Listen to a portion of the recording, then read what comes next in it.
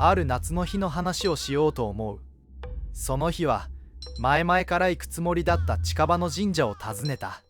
俺は少々オカルトな趣味があり、変な話や不思議なもの等が大好物だった。この日も知人から聞いた神社に行ったのだった。知人の話だと、何でもその神社、大量の人形が安置されてるらしかった。俗に言う人形寺と似たようなものか。だが有名な神社ではなく、報道番組で取り上げられたことなどは全くない。そんな場所だった。近場といっても車で1時間半かかった。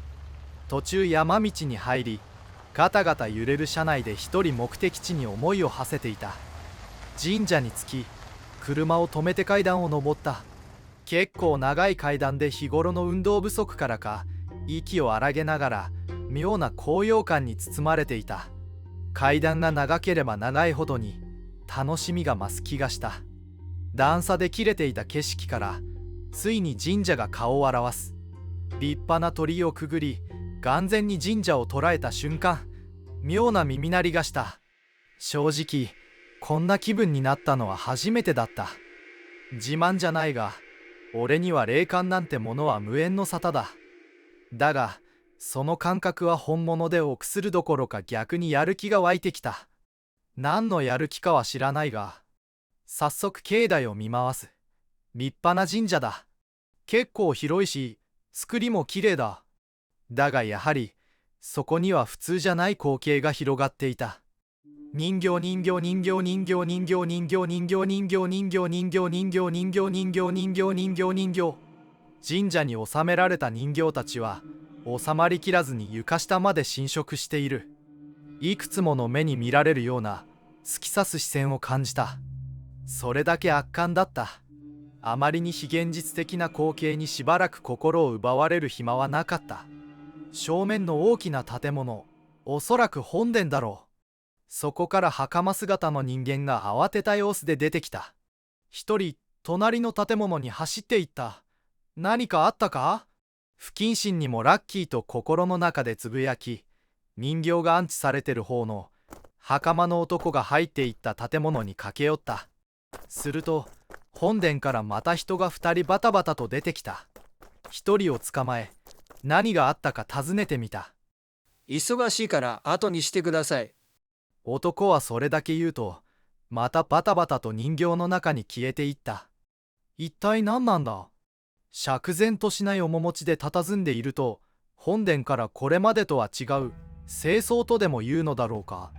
そんな格好の神主と思われる人物が出てきて、俺に声をかけてきた。人形を納めに参られたのかな。俺は、いいえ、ただ参詣しに来ただけですと答えた。すると神主らしき人は諭すように、なら帰りなさい。悪いことは言わない。今日は都合が悪い。また出直してきなさい。と静かに言った。何かあったんですか？思い切って尋ねてみたが、神主は、関わらない方がいい。とだけ言い残し本殿に帰っていった。引っ越しみたいに騒々しい中に、自分はすごく場違いな気がした。どうせ人形は逃げない。ここは神主の言う通り、改めて出直すかと思い帰ろうとしたとき、ぞろぞろとさっきの3人プラス2人、最初から建物の中にいたのかが出てきた。棺のような大きな箱を抱えている。奇妙な一行は本殿の裏に消え、後から神主も出てきて、またもや裏に消えていった。ふと気づけば、自然と本殿の方に歩みを進めている自分がいた。警告に対する恐怖心よりも好奇心が勝っていた。ここまで来たら見るしかない。本殿の脇の道を進んでいく。道は木が生い茂り、薄暗く苔が蒸している。少し進むと前方が開けた広場のような場所に出た。神主たちは慌ただしく、何やらキャンプファイヤーの木組みのようなものを四方に作っていた。真ん中には管の箱が一番頑丈そうな木組みの上に置いてある。神主と目が合った。怒られるかと思ったが、別段気にも留めない様子で作業を続けていた。なんだか許可をもらった気になったので、木陰から広場に踏み出した。何が始まるのだろうか。期待と不安でそわそわしながら事の成り行きを見守っていると、視界に人が映った。神主でも袴姿でもない。普通のじいさんだ。俺の右20メートルくらいのところに立ち、俺と同じように神主たちを見ていた。俺はおじいさんに近づき、話しかけた。すいません。今から何かあるんですか？人型焼きだよ。おじいさんは気さくに答えてくれた。今から人形を焼いて供養するのさ。人型焼きですか。予想はしてたが当たりだ。今日来て正解だった。面白いものが見れそうだ。それにしてもなんでこんな時期に。俺はてっきりこういうのは年末とかの締めにやるものだと思っていた。だが今日は特に特別な日でもない。いつも見に来るんですか？おじいさんに尋ねた。いつも人型焼きがあるわけじゃないからね。いつもはこんな時期にはしないし、こんなに大きな人形を焼くのも初めてだ。少し間を置いておじいさんが答えた。今日は特別なんだ。もう一歩踏み込んでみる。特別って何かあったんですか？俺の問いかけに初めて少しだが表情が曇った。地雷を踏んだかと思ったが、じいさんはしばらく考えた後に口を開いた。信じられん話かもしれんが。そういう話なら大歓迎である。実はな、あの人形はもともと本殿の脇にある倉庫に厳重に保管されとったものだ。だがしかし、今日の早朝、3日ぶりに神主が倉庫の点検をしたとき、あの人形が消えとった。神主と神社の者が総出で探し、日が明るくなったときにやっと見つかった。どこにあったと思う？なんなんだ、もったいぶらないでほしいな、と思いながらも乗ってやった。どこにあったんですか？明るくなるまで誰も気づかんかった。それもそのはず、人形は誰が乗せたか本殿の屋根の上に置かれていた。これには神社の者も心底驚いた。何せ人形はマネキンだ。成人男性くらいはあるマネキンを高い本殿の上に持っていくのは容易ではない。第一、いたずらにしては手が込んでるし、あんなとこにやる理由がわからん。ともかく考えてても拉致があかんので、マネキンを下ろすことにした。だがはしごを登って下ろす最中に、マネキンを抱えた男が足を滑らせ、マネキンと一緒に落下した。男は足を折ったらしく、すぐに病院に運ばれていった。男はしきりに人形が簡単人形に噛まれたと訴えていった。これはいかんと、神主が慌てて肩焼きの準備をし、今に至るわけだ。ずいぶん詳しいんですね。にわかには信じられない話だったし、完全に疑ってるわけではないが、ちょっと意地悪してみた。毎朝ここを散歩していてね、マネキンを下ろすところからずっと見ていた。なるほど。おじいさんの話を聞いてるうちに準備は着々と進み、さあ火をつけようかといった感じだった。神主さんが突然掛け声を上げた。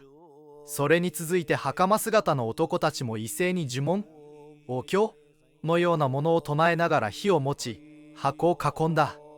よく見ると箱は針金のようなものでぐるぐると巻かれていた。一人目の袴男が箱の四隅の木組みに火を灯した。チリチリと煙を上げ、やがてゴーゴーと燃え出した。それに続いて2人目、3人目と、とうとう箱を除くすべての木組みに火が灯り、激しい火柱を作った。50から60メートルだろうか。結構離れているこちらにまで熱気が伝わるようだった。最後は神主さんが真ん中の木組みに松明を投げるような感じで火をつけた。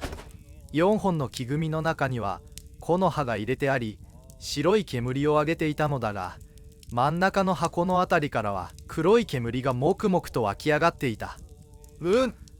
俺は思わず鼻をつまんだ。いつの間にか今まで嗅いだこともないような獣のような異臭が辺りに立ち込めていた。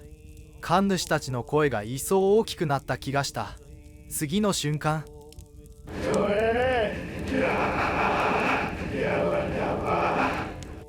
声にならない叫び声というか、今まで聞いたこともない悲鳴が広場の静寂を引き裂いた。と同時に箱がガタガタと激しく揺れ出した。情けない話だが、正直俺は腰を抜かしそうだった。走って逃げようかとも思ったが、足が動かない。完全にすくんでしまったようだった。箱はバンバンと内側から叩かれて炎に包まれている。ひょっとして人殺しなんじゃとも思った。凄惨な光景だった。火はゴーゴーと燃え、箱はガタガタと揺れ、神主たちは声を上げ、悲鳴はやがて言葉に変わっていた。出せ、ここから出せ、返せ返せ。喋ってる。まさか人間？いや、そんなはずはない。第一、あの状況下で人間が喋れるのか？最初は返せだと思っていたが、後から違うと気づいた。返せ返せ、俺を壺と子供のところに返せ。箱は依然とガタガタ揺れ、バンバン叩かれている。お前は魔郎ではない。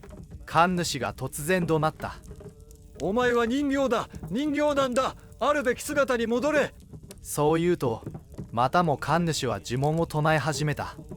違う、俺の魔郎だ。返せ。箱は一層揺れ出し、橋の蓋が焼け落ち、というより弾け飛んだ。そこから焼けただれた手が生えて暴れていた。すると突然火が弱まり、消えてしまうのではと思うくらいに頼りなくなった。神主は振り向くと置いてあった桶を持ってきた。桶の中には水のようなものが入っていたが、すぐに酒だと思った。というのも獣の匂いに混ざって、さっきから酒の匂いが漂っていたのだ。神主は酒を杓ですくうと箱にかけ始めた。おいおい、いくらアルコールだと言っても、どう見たって日本酒だぞ。気化しにくく、発火性も低い日本酒をかけてもとどめを刺すだけだと思ったが、予想に反して火は驚くほどに燃え上がった。